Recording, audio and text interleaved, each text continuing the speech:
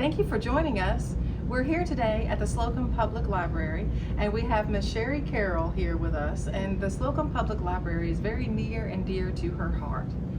Sherri, do you want to tell us about that? Absolutely, I don't mind telling you at all. I was born and raised in Slocomb, graduated from Slocomb High School, and when my mom and dad would be at work, we were allowed to, my sister and I were allowed to walk to the library. It was over just down the road from my house, and that was when I was able to have a little bit of freedom. Right. And during the summer, my sister and I would walk to the library, and I remember getting my library card, and that was just so important to me.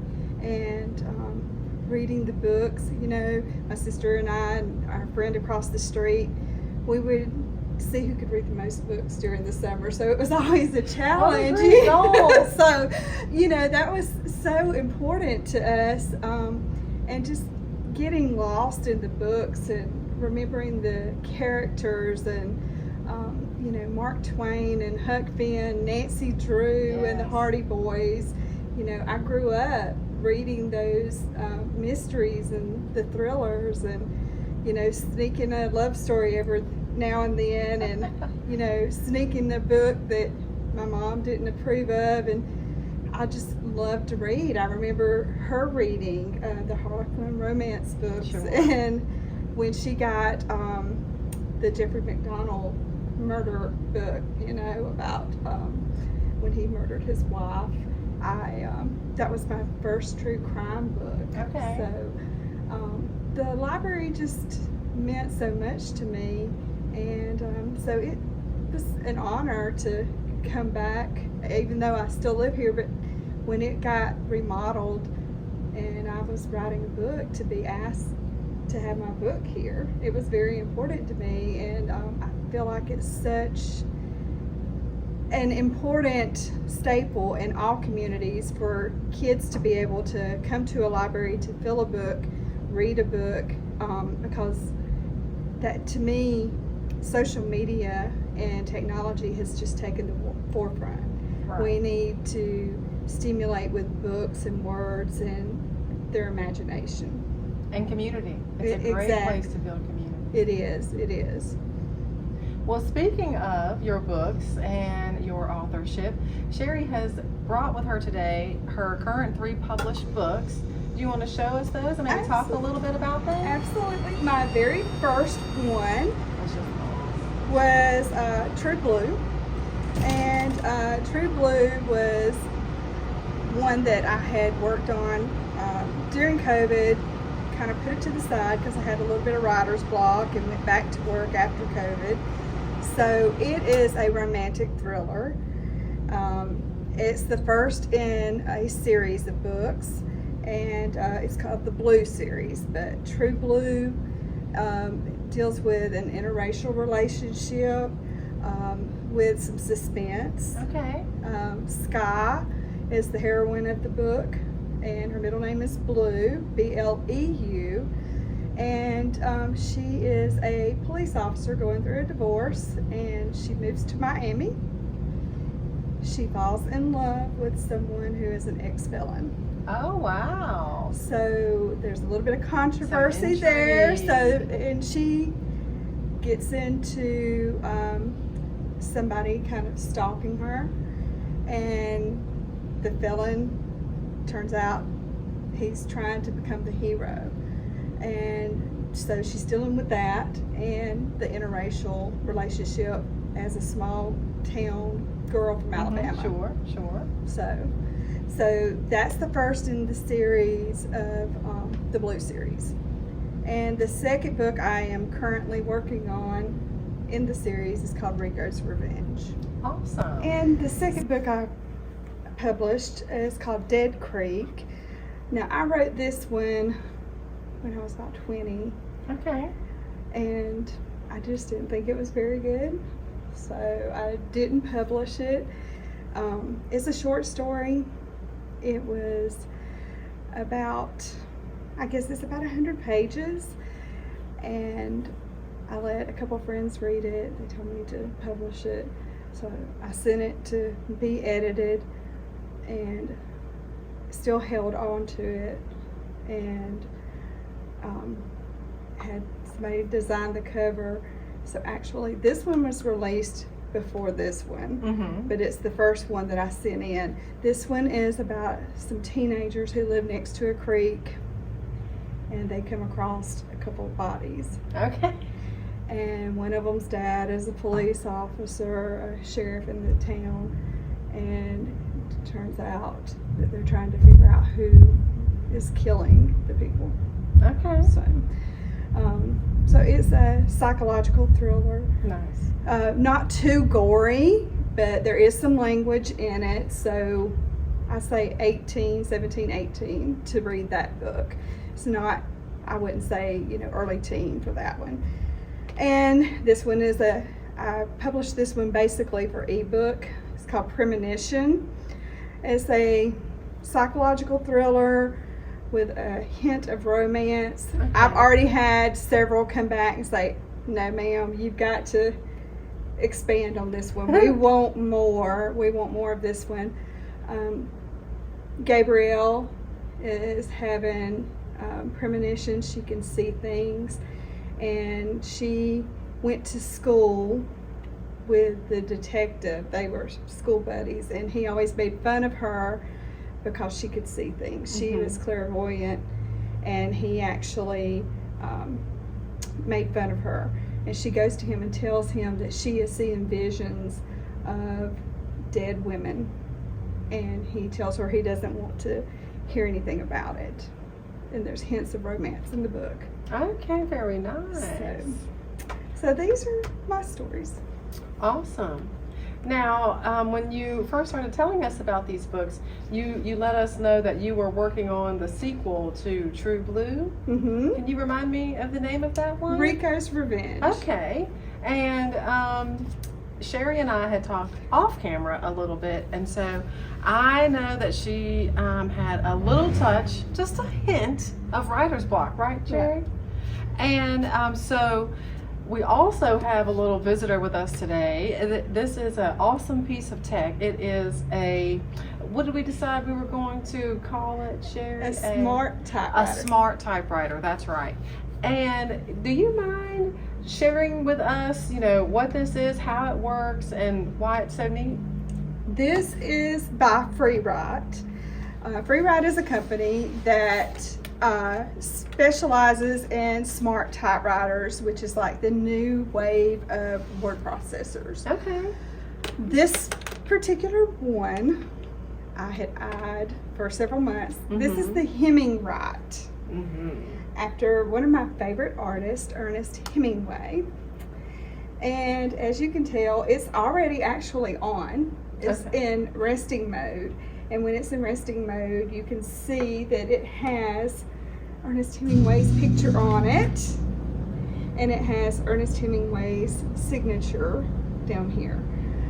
And I really love the functionality of it because the keys have that typewriter feel, that little typewriter sound, but it's not obnoxiously loud. The good thing about the Hemingway or any of Freewrite's typewriters is they are gentle on the eyes and they are Wi-Fi compatible. So when you type in the processor, the smart typewriter, it saves and it goes to what they have is Postbox, and then it saves your document into Google Docs or Google Doc or Dropbox, and then you can go in and edit there. Now I love this because it's it's aluminum, it has that stainless steel feel, and after time it will patina. Sure. I was actually on the Freewrite website a few days ago, and I was, I'd not heard about these until Sherri told me about them, and I was so intrigued. And they have a couple of different options. That's beautiful. And I just love how, hopefully it comes through on the video, but so like Sherri said, this beautiful brushed aluminum finish, which is very pleasing to the eyes. And the keys are in a nice hunter green, if you will. The back is also green. It's just the touches, the finishes that are so nice. It's very detailed. And somebody asked me, well, can't you do all that on a computer? Yes, absolutely you can. But I'm going to tell you, I've had the worst case of writer's block. And it has been very difficult when I get started. I get on the computer and I'm like, okay, I'm writing. I need to go right here and pay a bill. I had an alert over here. I need to go check my email, or I need to do this. Well, I go right here. There's nothing bothering me. And it's the sound. It's the feel of the keys. They just feel different, and I'm not getting 500 alerts that are distracting me. I feel like our computers are pulling us away from what is important in the literary world. It is a major distraction. Also, the screen is easy on the eyes. I don't get the fatigue and the migraines that I do at a normal computer. Sure. And if I mess up, I have the backspace, but I don't necessarily have to go in and fix it at that time. I don't have to correct it. I can go back and do my final edits on my Google Docs, and I have a program that I actually use to lay out my chapters before I upload it to the publisher, called Scrivener, and so I use that and lay out my chapters. Sure. And can do my final edits there. Now, I know you mentioned Wi-Fi, and that's to send the data to where it needs to be. But you can take this anywhere, right? Like you can go to the beach, you could go on a walk. I took this to Tennessee this weekend, and I had already, you can see, I had 1,000 words. And now, and then there's a few two more. days, I'm up to 7,400 words now. That's awesome. I love that. And I just connect to the Wi-Fi. And you don't have to necessarily be connected to Wi-Fi to type, just to upload it to your Google Docs. Sure. And they have different varieties. Of course, this is the top of the line. It's limited edition Hemingway by her.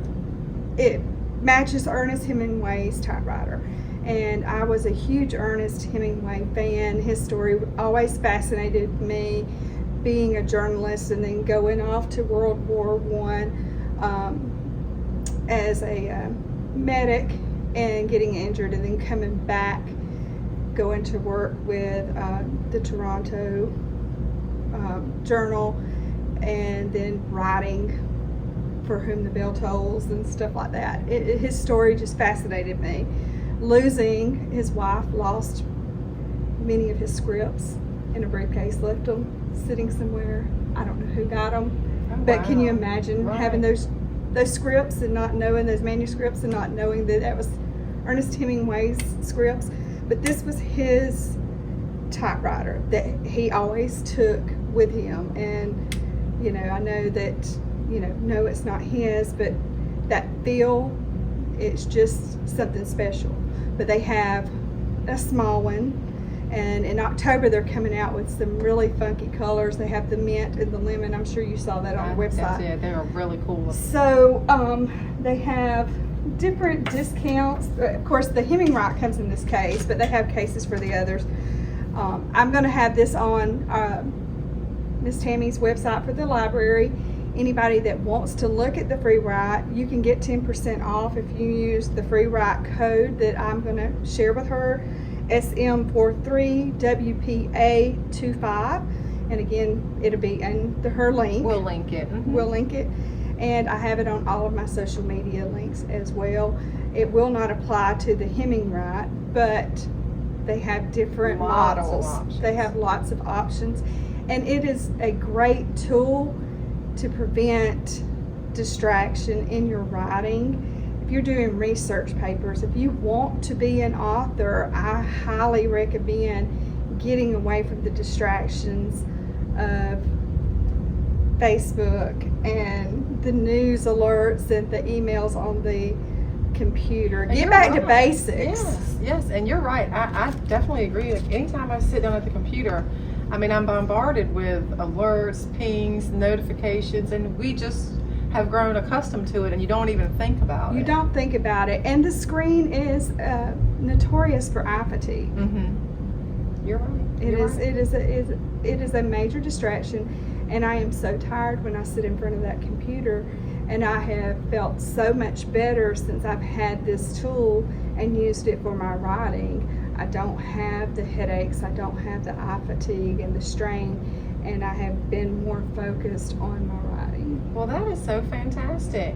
Well, we can't wait to have you back when Rico's Revenge is out. I am looking forward to it, and finishing it, going on to book 3, and hopefully working out something with Netflix for a Netflix movie on the series. Awesome. Well, that would be so amazing. I'm excited about it. We are too.